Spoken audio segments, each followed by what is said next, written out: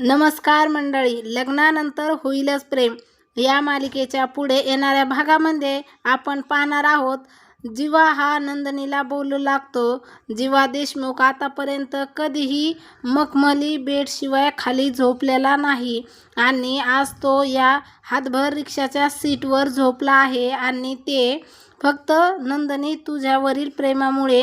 आता कसं तुला सांगू, ज्यामुळे तुम्हाला माझ्या प्रेमावर विश्वास पटेल. त्यानंतर आपण पाहतो नंदिनी हा ऑफिसमध्ये गेलेली असते आणि त्या ठिकाणी महिला या जीवाचे कौतुक करू लागतात आणि एक महिला बोलते, जीवाचे सोशल मीडियावरील व्हिडिओ पाहून मी तर त्याची एकदम फॅन झालेली आहे. तर दुसरी महिला बोलते, आणि तो आंघोळीचा व्हिडिओ तर किती हॉट आहे. आणि त्यावेळेस आपण पाहतो नंदिनीला मात्र सर्व महिलाचा राग येऊ लागतो.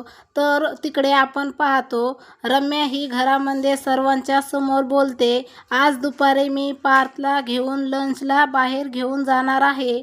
आणि तेव्हा काव्याही तिला उत्तर देते, पार्थला जर लंचसाठी जायचे बाहेर असेल तर ते आईसोबत जातील आणि असंही पार्थला तुझ्यामध्ये काही इंटरेस्ट नाही. आणि तेव्हा रम्याला मात्र काव्याचा अतिशय राग आलेला असतो.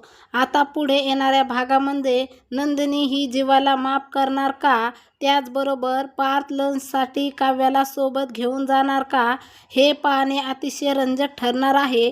लग्नानंतर होईलच प्रेम या मालिकेचे सर्व अपडेट पाहण्यासाठी आपल्या चॅनलला लाईक करा, शेअर करा आणि सबस्क्राईब करायला विसरू नका. धन्यवाद.